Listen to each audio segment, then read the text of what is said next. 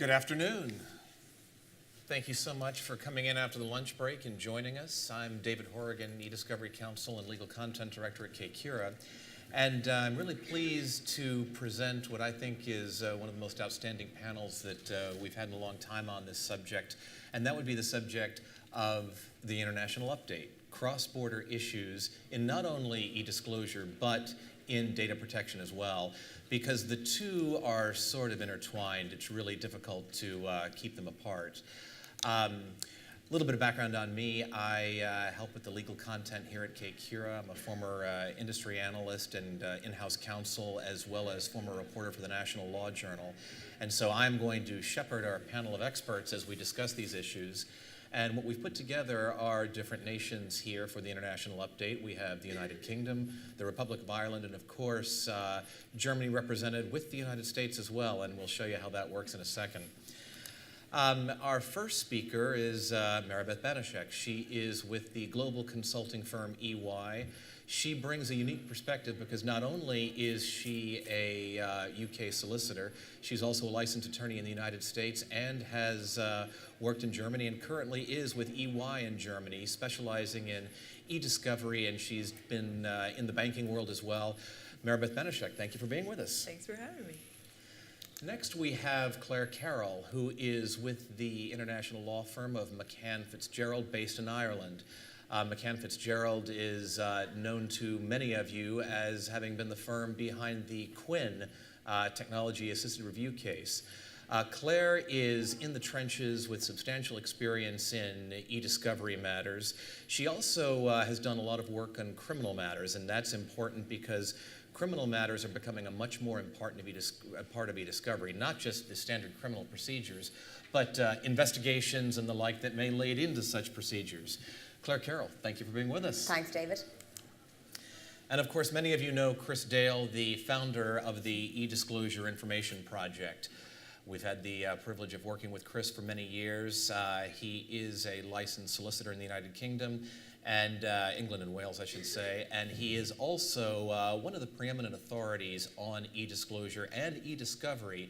You see him at conferences across the nation and the world for that matter. Please welcome Chris Dale. Thank you. And finally, last but certainly not least, Jonathan Maas, the Managing Director of the Maas Consulting Group. Jonathan, once again, is someone you've seen at many discovery conferences over the years. He has got over 3 decades of experience in these matters and has been with some of the top firms in e-discovery and e-disclosure, discussing and adding his perspective onto these international issues of the day. Importantly, he's worked on these matters in various jurisdictions, including the United Kingdom, Bermuda, and the like. Jonathan, thank you for being with us. Thank you very much, David. We're going to kick things off by one of the topics that, let's just say you've seen it in a few headlines. It's Brexit. And we could not have a conference in London on international issues without discussing this topic.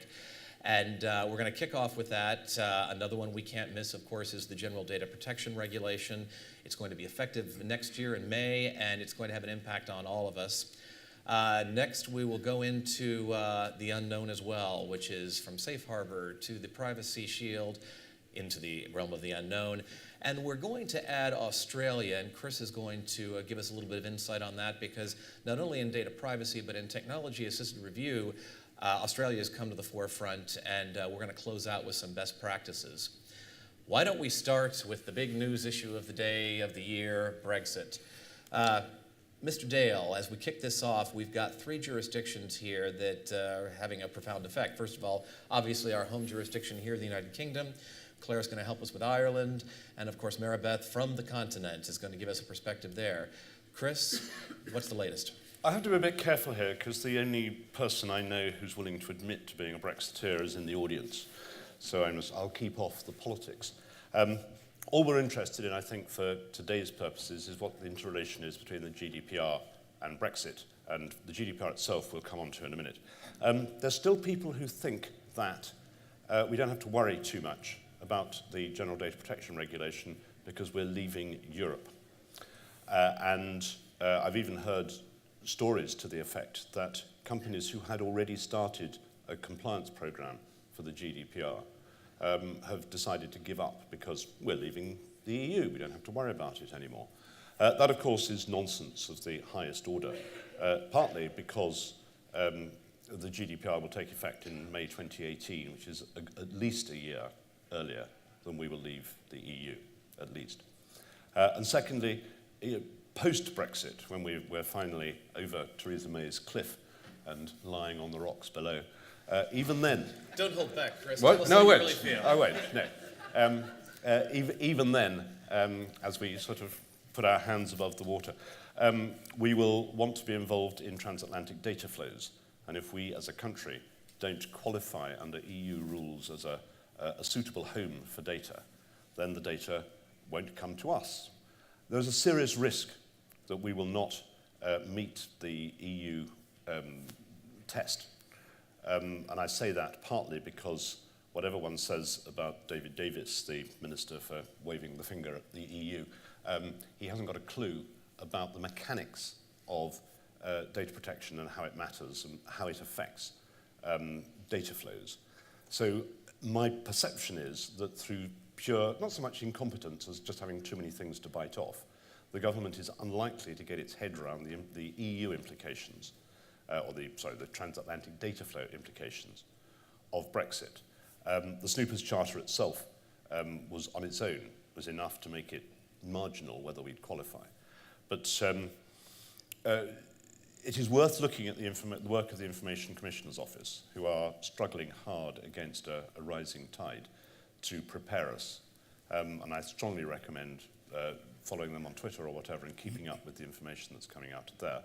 But the ICO and the government are two completely different things, and however hard the ICO works, I anticipate a real problem when post-Brexit, when it comes to seeing if the UK qualifies as a safe home for transatlantic data. Beyond that, I'm not sure there's much to add, save for this, that if it doesn't come to us, where will it go? If there's data that must continue to flow across the Atlantic. At least one assumes that the present incumbent of the White House intends to continue trading with Europe. Where will that data go? Well, quite a lot of it, I think, is going to go to Ireland. And that's a neat segue into the next part of this. As we do that segue, Chris, one question for you and Jonathan as well. Can we assume that Brexit is fait accompli? We keep hearing about different things. Now there's litigation going on in Ireland, speaking of which. Any chance that Brexit's not going to happen? Until Theresa May stood out in Downing Street a couple of weeks ago and said we're going to have a general election, I was willing to hope that we might yet pull back from the brink. Once we've had this election and she has her majority, it's hard to see how that will happen. We may go crawling at the door in due course to try to get back in again, but I'm fairly sure it's going to happen, and I think Dublin is going to be one of the main beneficiaries of that. And unstitching all that's going to be quite difficult. Jonathan, I see you shaking your head. Nodding my head. I think that Brexit is a complete and utter shambles. We have no idea how it's going to pan out, whether it's going to go ahead or not. I think that Chris has already said that there is some doubt as to how and when. We voted with no knowledge, and we're moving forward with no knowledge. So I don't rule anything out at this stage. All right, we've had the doom and gloom from the United Kingdom. Let us move on to the potential beneficiary of this sad, sad event. Clare, what do you think? Well, I think the first thing to say is that Ireland has no intention of leaving the EU. I think there are some odd rumours out there, but I think there's an overwhelming support from our population to stay. We've benefited hugely from being members of the EU. There's significant foreign direct investment in Ireland now as a direct result. We think overall Brexit probably isn't going to be a great thing for Ireland. We've very close links, trade links with the EU, or with the UK. And I think one of the first casualties that we can see in Ireland from Brexit is the humble block of cheddar cheese. Our prime recipient of cheddar cheese is in fact the UK, and in the first 3 months of the year, exports are down. You know, the French don't want to take our cheddar; they have better cheese of their own, so we'd have to find a home for that. So, I mean, certainly there'll be, you know, quite serious economic impacts of Brexit for Ireland. But of course, if there are any opportunities, and I do agree with Chris that you know, I mean, big data is something that perhaps there is an opportunity there. Ireland will be trying to advertise itself as a good place to do business. We have a highly educated English-speaking workforce. we're a common law jurisdiction, which I think will be an important point, say for American data, that it's a legal system that will be familiar, recognisable, quite different to the civil law systems of some of the other countries. And we will be certainly hoping that opportunities will flow our way. Many of the big tech companies, the kind of Facebooks, LinkedIn's, Twitters, they have their European headquarters in Ireland already. So we would see ourselves as well set up to receive any opportunities that may come our way. Of course, it's very uncertain and it's difficult to predict. There's all sorts of factors that would go into if any companies are choosing to relocate out of London, many factors. But of course, Ireland will be hoping to be the beneficiary of that. I think in terms of eDiscovery, data is obviously, it's big and it's here to stay. Such a huge percentage of the world's data has been created in the last couple of years. And Ireland, you know, we're seeing an awful lot more regulation, data-heavy investigations. And our test for eDiscovery is very onerous and very broad. So we have large collections, large searching or very high searching obligations, and that we need a lot of, you know, service providers, legal service providers, tech service providers, and don't necessarily see that changing. So I think the eDiscovery industry would hopefully remain big in Ireland. Excellent. Well, we have a celebration going on just over on the Emerald Isle. But let's go to continental Europe. There's some things going on there as well. Meribeth, in your general day-to-day work, what are you seeing? Are you seeing any Brexit effect as of yet? I can answer the question by sharing some news that may not have made it across the pond.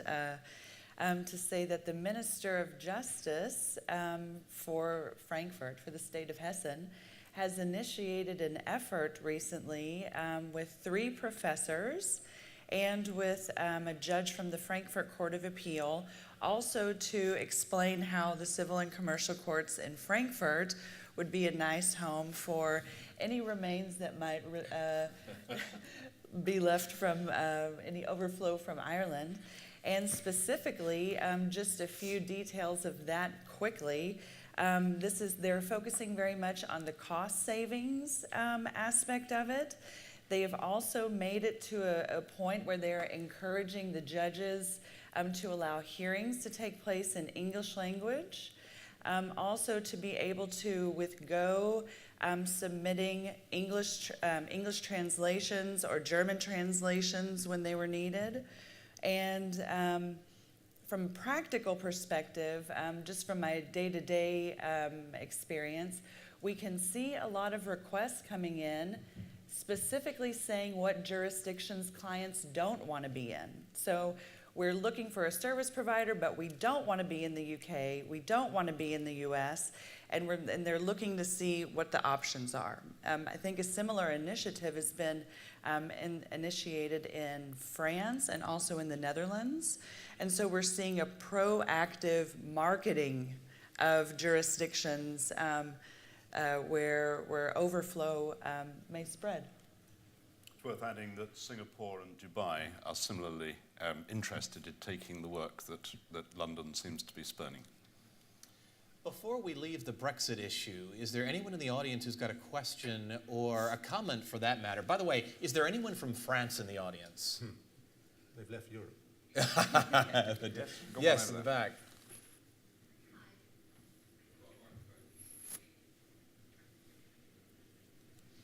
Did you want to ask a question, or you just? Well, exactly. We're putting someone on the spot here.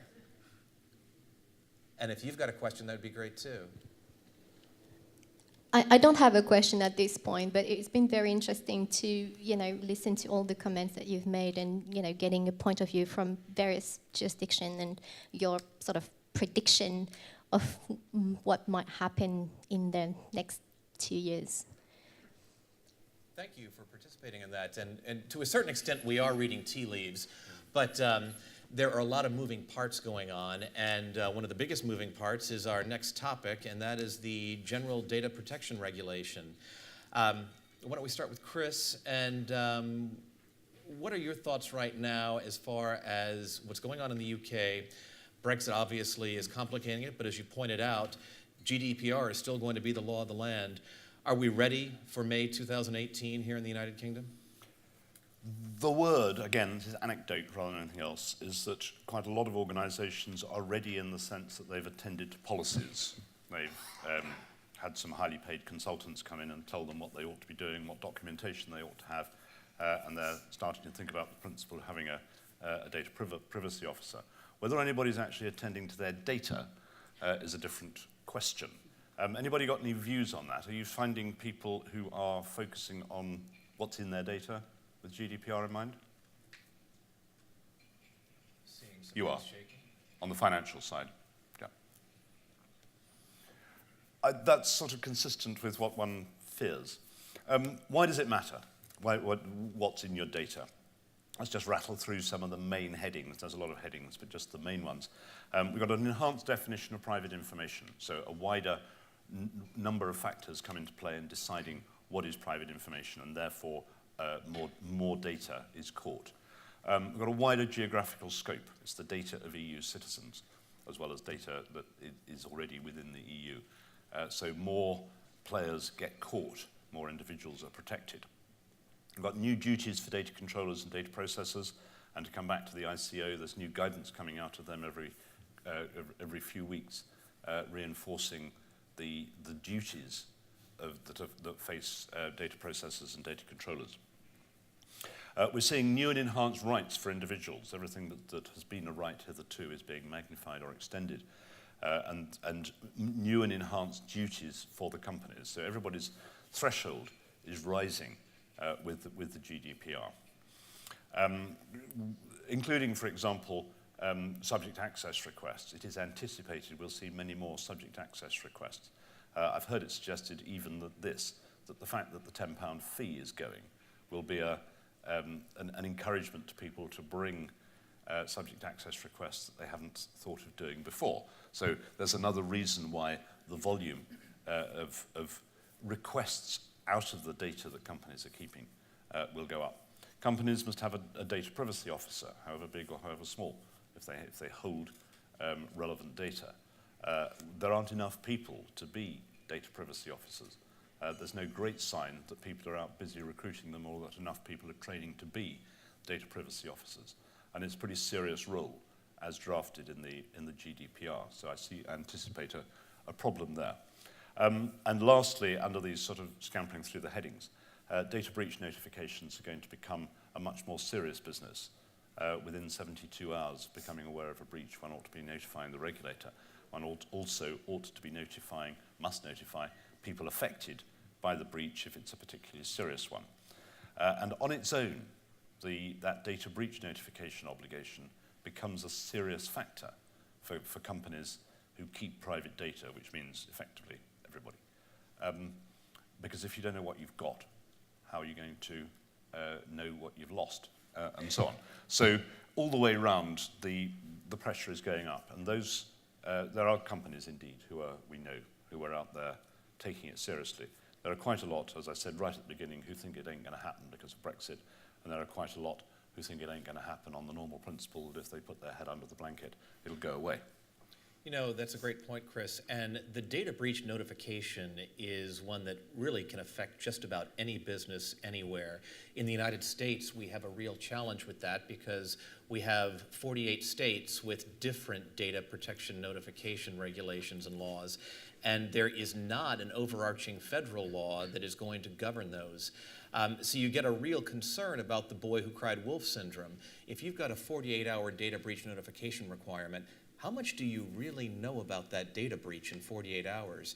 Meribeth, if we take this to continental Europe, are your clients expressing some concern about that as far as, is it too much of a notification to have it quickly, and the fines are pretty substantial?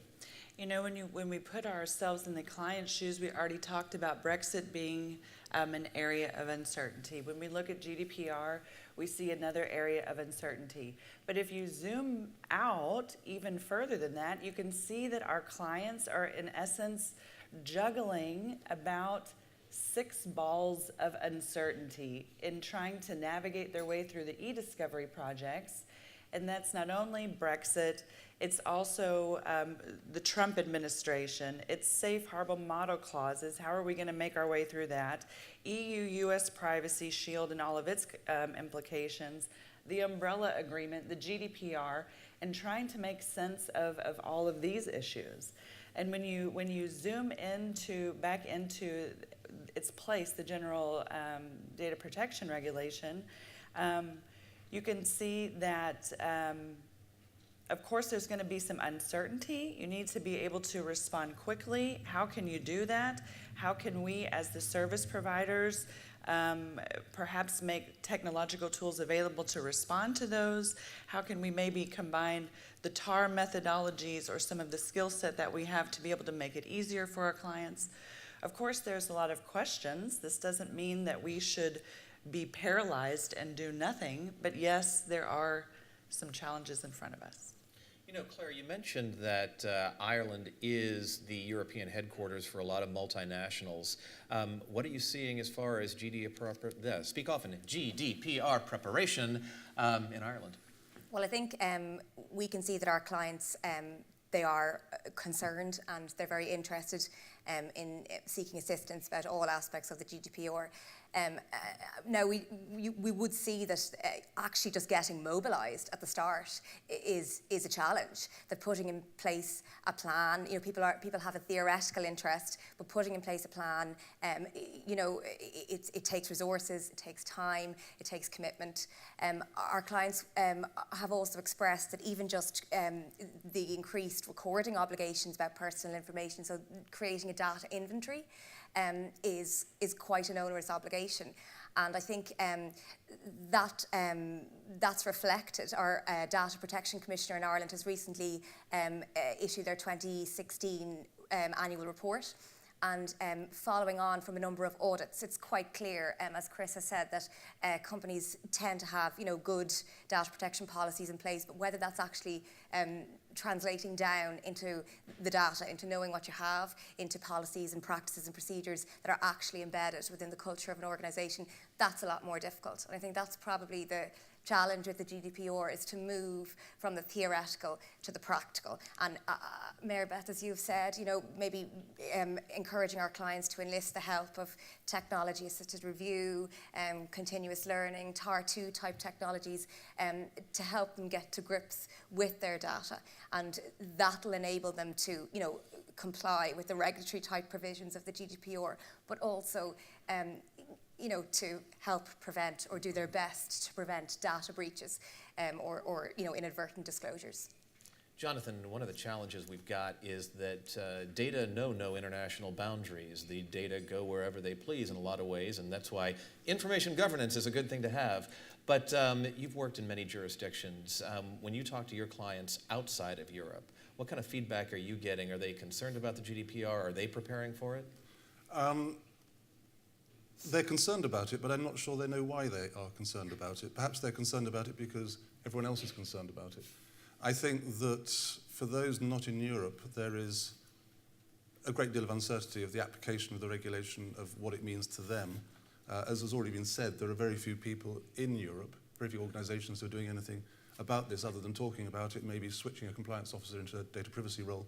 I think that, as Meribeth said, there is a paralysis of analysis, that people don't actually want to go through the hard graft of making themselves compliant.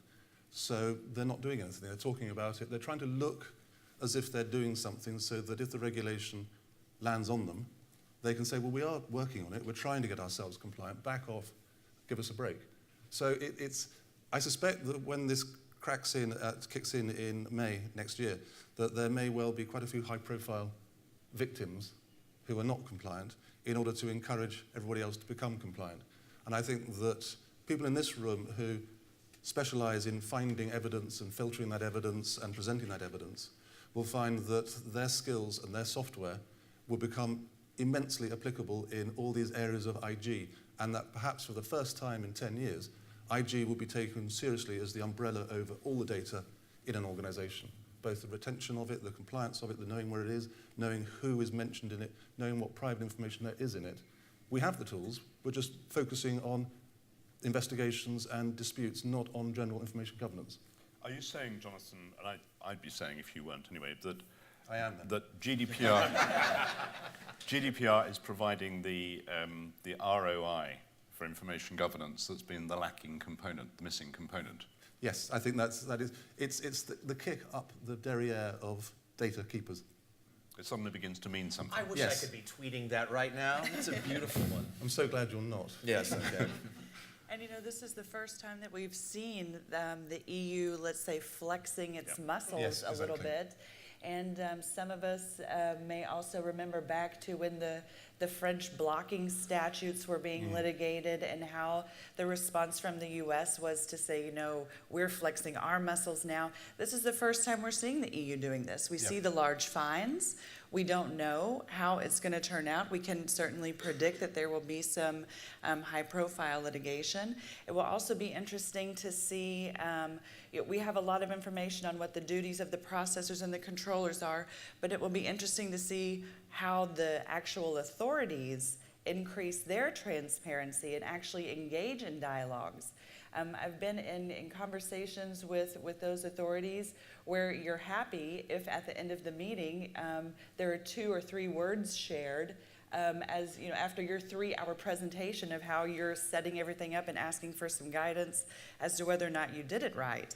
And if they want some transparency from us, I would hope that we will also be able to engage in a dialogue with them about what's proper, how to be better. You know, one thing on, speaking of the processors and the data controllers, Article 5 in the GDPR is talking about the controllers, Article 32, the processors, and it defines, of course, what is a processor, what is a controller to a certain extent. Are you seeing, any of you, any pushback on people saying, I'm not a data controller, I'm merely a processor?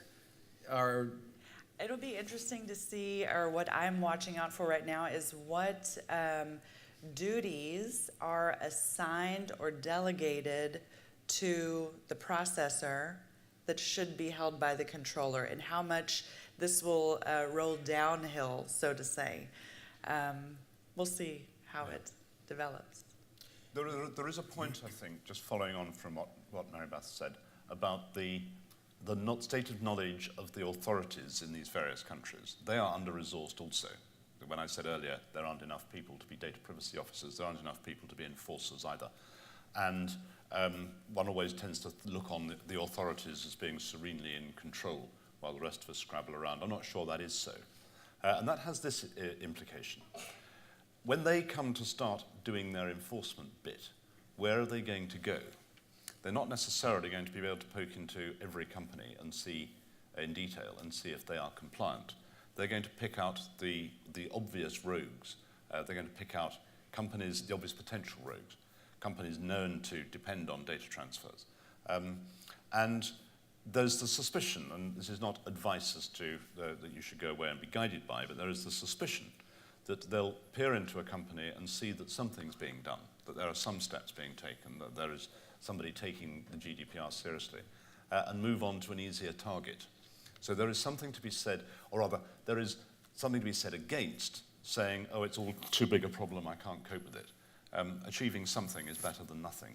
Showing that you're taking it seriously, even if you can't achieve more than a fraction of what you need to do, is worth doing.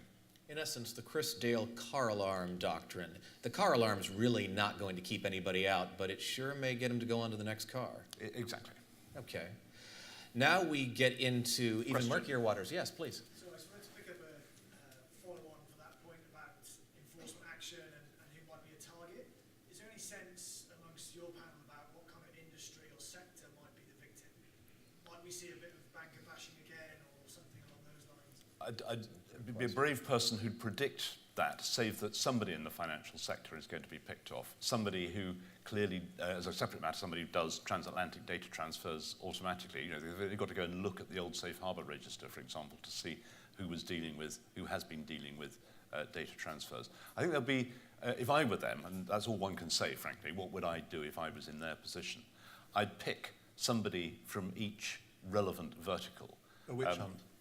Yeah, so, well, not quite a witch hunt, but where the authorities, the various authorities in different countries are going to have to spread their resources thinly. How would you do it if you were them to achieve the maximum effect, answer you'd pick not exactly random people, but the most obvious people across all industries if you wanted. I wouldn't pick on one industry. I'd take a farmer here, a finance company there, a data, a company whose business is managing data as opposed to all the other companies who manage data as a matter of course. Pick a few representative examples and not spend too much time on the people who appear to have done something when there's going to be 100 times as many companies who've done nothing. Now, speaking of those representative examples, we've talked about business verticals. Jonathan, what do you think about jurisdictional issues? Do we go after those data-hungry Americans first? I was just about to ask whether Chris envisaged that there would be a multinational approach to these organizations. So we'd have information commissioners working together across borders. That's the theory behind the GDPR anyway, is that they're Yeah, but you're talking about targeting. Do you think that there would be that comprehensive approach across Europe? Not just targeting one company here and then a different company in France, different one in Germany? If you mean are the regulators going to sit down and talk to each other, I suspect yes, to some extent. But this is all what I would do. That's not. It falls far short of prediction. Absolutely. Would anybody argue with that, incidentally? Has anybody got any knowledge or purported knowledge of a particular vertical or type of company that is likely to be picked on?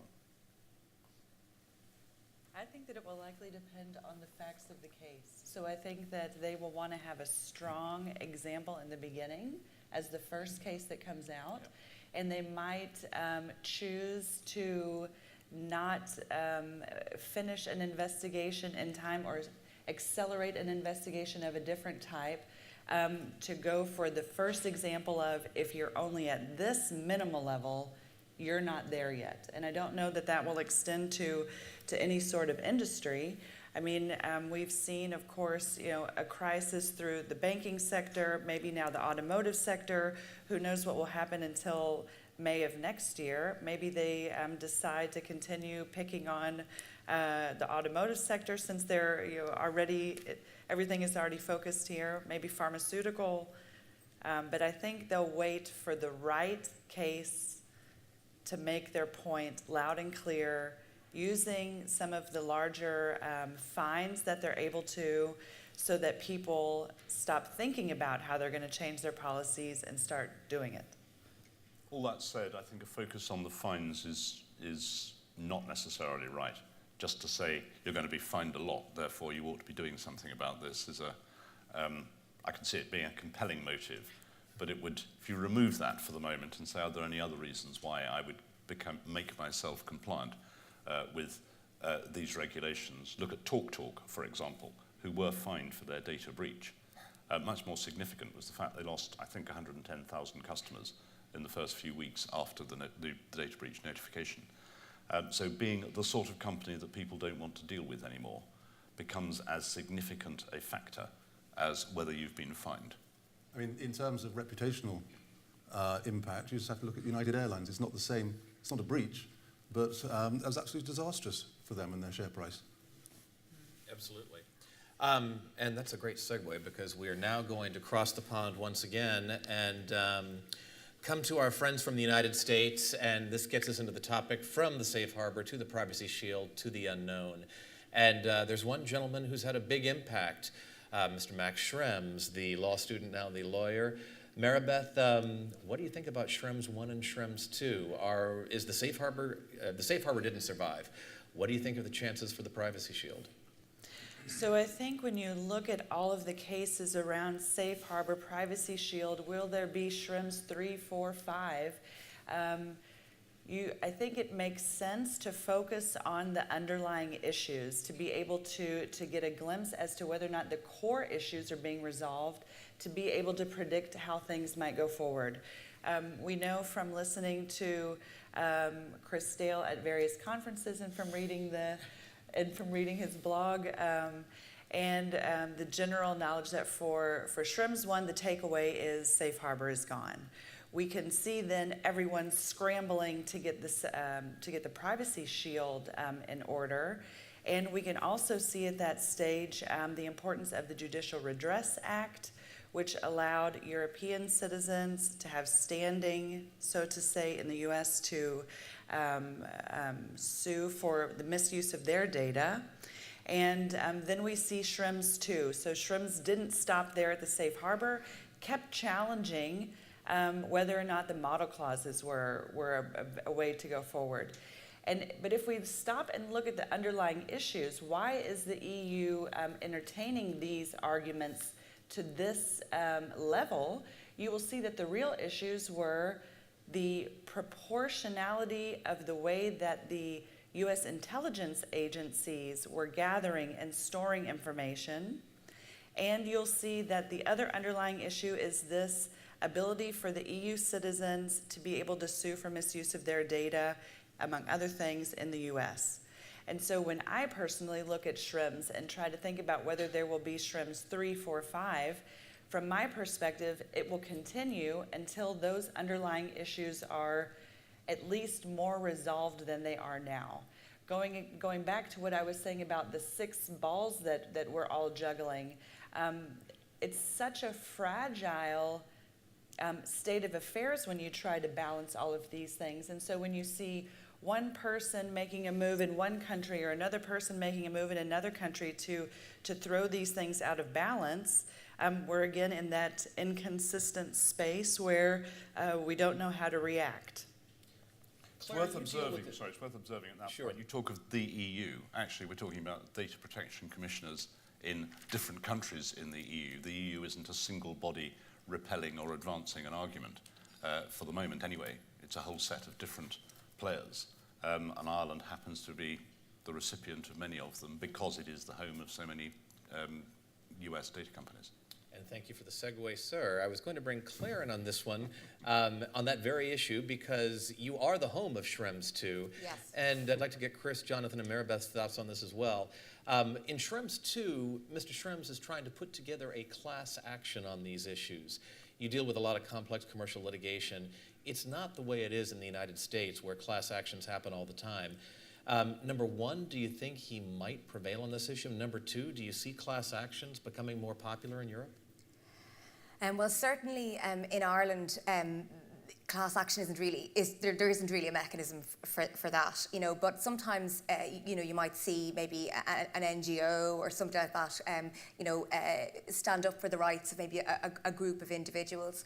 And I mean, certainly there is, you know, I think it's probably there's a lot of interest in you know, the arguments that Schrems is making. I think. You know, like obviously the Data Protection Commissioner felt that the way to handle this was to, you know, to try and make the reference and get it up to the court of to the Court of Justice. So in terms of class actions, it's kind of hard to know.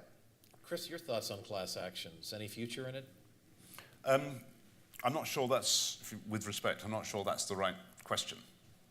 If you see what I mean. It's not whether, that's a very American view to say class actions matter. Schrems on his own. Nails the American again. Schrems on his own has managed a great deal without bringing in others behind him.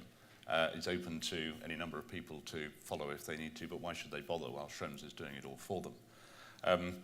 So I'm not sure that the class action line is the right one. I imagine that if a load of people had the same cause of action against the same party, Ireland would entertain it. That they would, you would try and find a way. And would find a mechanism that made it. Yeah, a mechanism, like some of the like the funds, the Madoff litigation kind of stuff. Yeah, we would find a mechanism, but we don't have the same kind of class actions mechanisms that you would see. Well, in it would the be States, similar. He's here, but I'll embarrass him. Former Senior Master Whitaker devised a method for dealing with the asbestos-related claims that was effectively breaking new ground. But it was, as much as anything, an administrative exercise to bring them all together. And it was done very well. I don't see why the same shouldn't arise in relation to claims of this kind. Let me take off my moderator's hat for a moment and play devil's advocate American.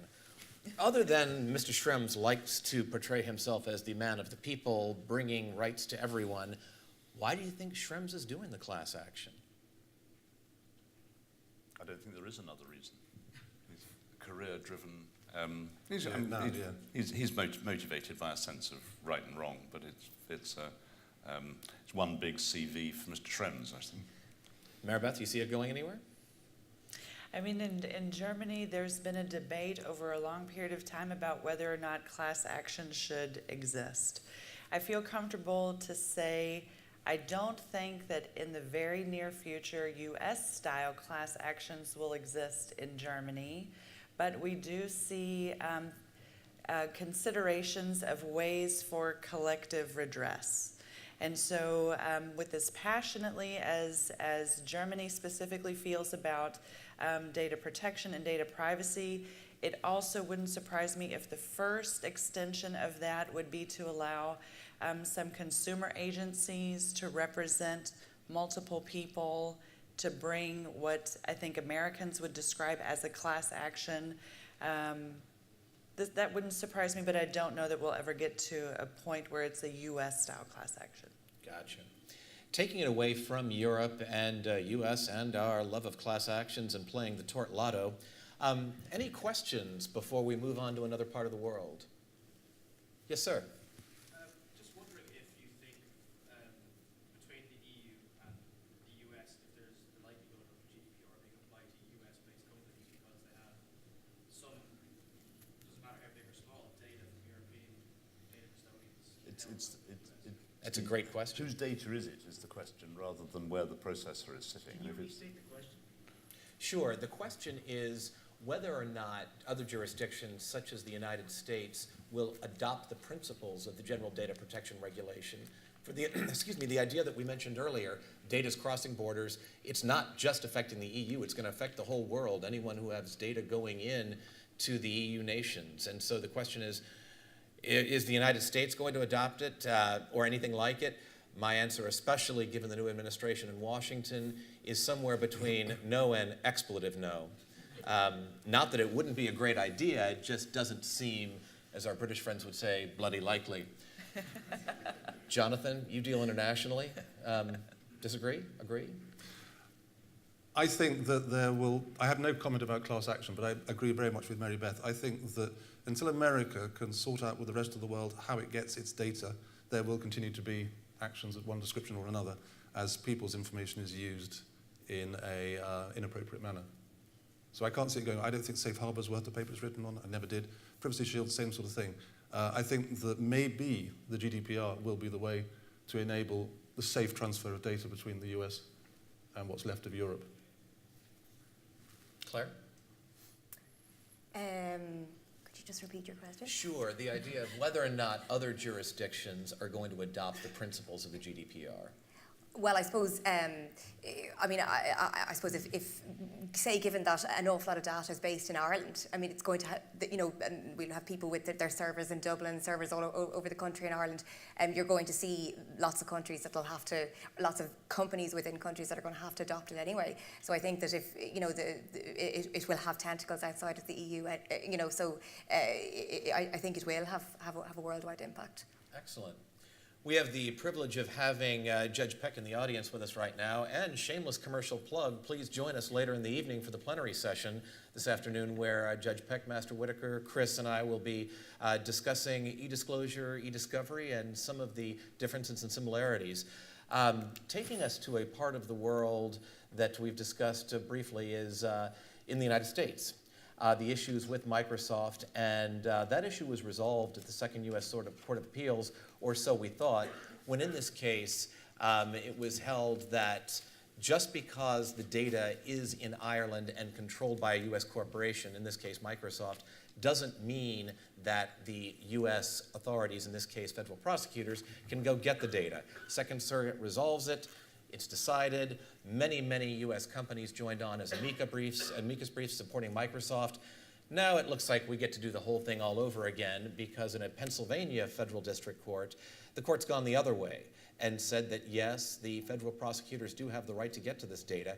And it segues on some of the issues we've been discussing because the prosecutor's argument is that it does not matter in the case of Microsoft that the data are located in Ireland. It matters that the data are controlled by a U.S. corporation, Microsoft, subject to U.S. laws. What about this, Jonathan? Does this fly into the face of what we just said? It's that solar interruptus. It's being caught between the regulations of Europe and the laws of the US. We haven't really advanced very far over the past 10 years if that kind of decision is still being handed down. They're hanged if they do and they're hanged if they don't.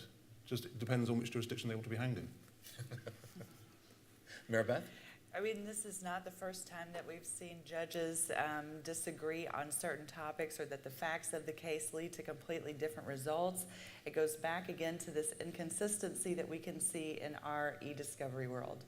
The takeaway for me, or the two takeaways regarding these cases is, first from a European perspective, that if we have the umbrella agreement in place, and we see these developments in how things are being interpreted, then it appears, this goes back to this fragile land that we're walking on, it appears that there may be some attempts to get around the provisions that were already agreed in the umbrella agreement. And so this, of course, causes Europeans to get nervous about what exactly is going to happen, and also can have some overflow into how maybe the privacy shield is viewed. Is this like a general trust issue with how the U.S. is doing what they said they would do or not doing what they said they would do? And the second key point for me with these two cases is that the judges are apparently struggling with law that was written before the technology that we have was actually in place. And so we've seen this also happen before in other areas, but this for me is another time where we're seeing that. Meribeth makes a great point here. The law to which she refers is the Stored Communications Act, a 1980s era law. So just think about the technology that was involved when the Stored Communications Act was passed. It didn't exist today, and so you really have, as is so often the case, the law chasing the technology. So we've got the Americans disagreeing with the Europeans. We've got the Irish dancing a jig because now they've got all this business that was formerly here in the UK. Let's go to a place of peace and tranquility. Australia, Chris Dale. Can we just add one last bit to the Sure, Microsoft before we Dublin get there, absolutely. point, which is there is a genuine problem to be addressed by the US authorities here. If you can balk a US authority simply by dumping your data somewhere else and saying, oh, we're not American, we're a subsidiary of an American company, that's a serious implication for US enforcement of all sorts of things. So it's not just a matter of America with big feet trampling on other people's jurisdictions. It is something that has to be addressed. Equally, when you look at it the other way around and you say, is it right, as the appeal put it, as the second part of the appeal put it, that could you send an American enforcement agent up the steps of a Dublin server house to raid the servers? Answer, no. So why should you be able to do it virtually? Illustrates very well why there's a problem. And it's important, however, one may mark down the US as the fellow with big boots trampling on everything. It's important to realize there is actually a problem that Chris they've got makes to a deal very with. good point here, and I always tell audiences, if you really want to get educated on this issue, read the magistrate judge's opinion in Microsoft. The original one was written by U.S. Magistrate Judge James Francis. Yes. He sided with the government on this. He's a very thoughtful judge, and it's not quick reading. It's a long, in-depth analysis that takes you through the Stored Communications Act and really gets you to this conundrum.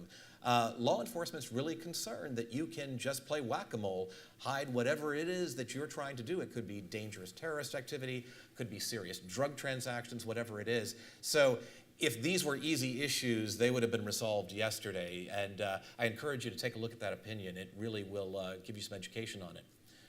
Yes, sir. Judge Peck. The other point I would make in talking about, the heavy-handed U.S. against the rest of the world is it was particularly interesting in Judge Lynch's concurring opinion in the Second Circuit. There is all of this concern about European data privacy interests that you would not have seen in judicial decisions at the time Meribeth was talking about when the French blocking statute was defense to U.S. judges, and therefore data privacy went out with the bathwater of the French anti-U.S. litigation. So we're seeing some movement, and hopefully we'll figure out ways through this morass, but it's not going to be easy. Thank you very much. Is the implication of that, Judge Peck, that if the European authorities are seen actually to enforce their own rules, then it's more likely that US authorities will attach some weight to the EU restrictions? That's certainly always been one of the factors in the older decisions looking at the Aerospatiale analysis and saying, yeah, there are these rules in effect in Europe, but nobody's ever been prosecuted, so we can ignore them.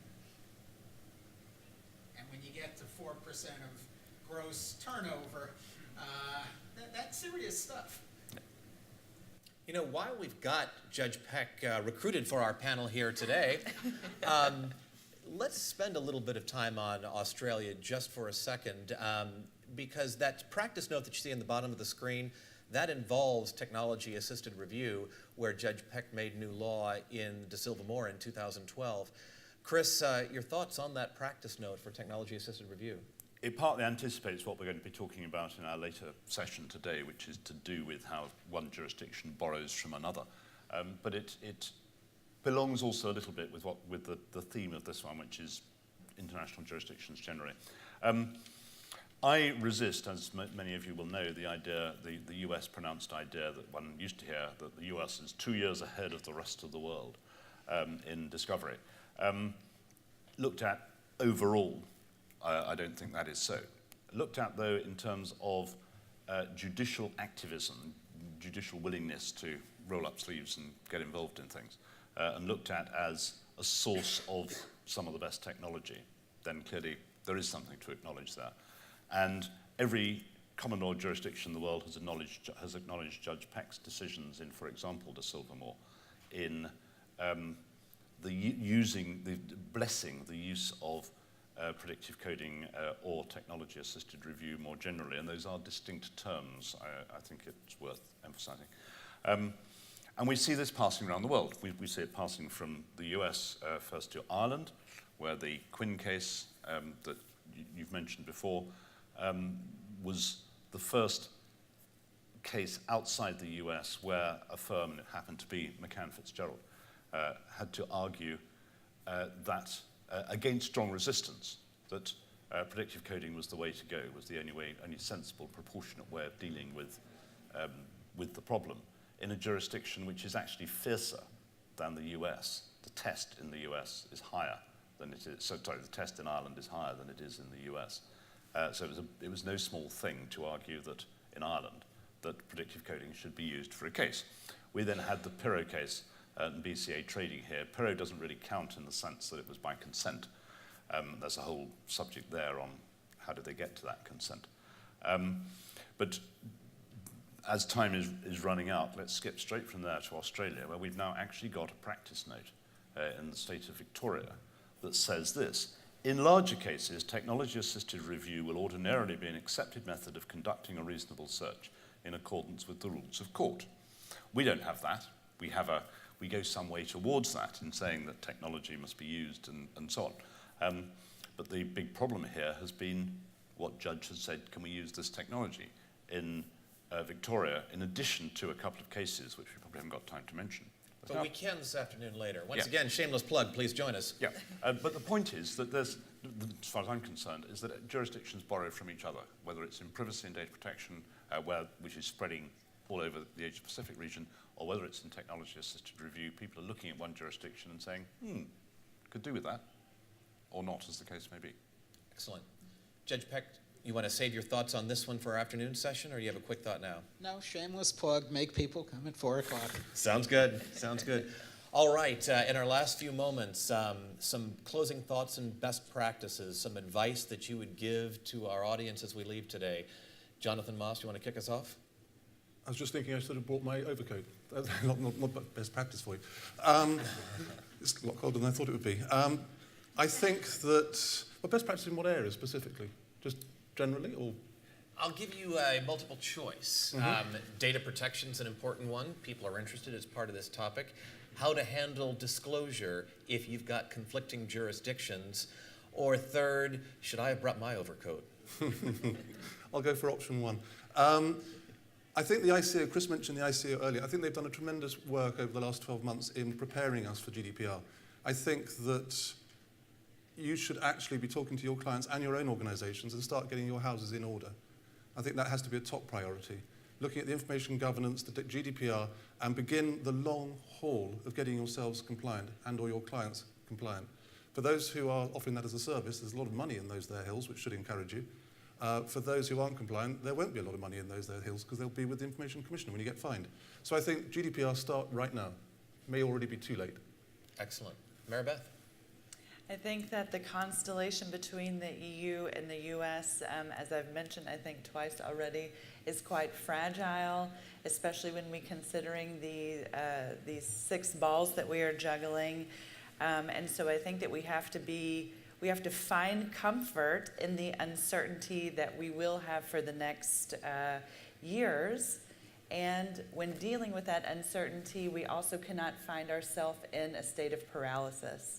And to hone in on that a little bit more, in the big picture, you have to comply with the existing law, and so make sure you can do that. Excellent. Clare?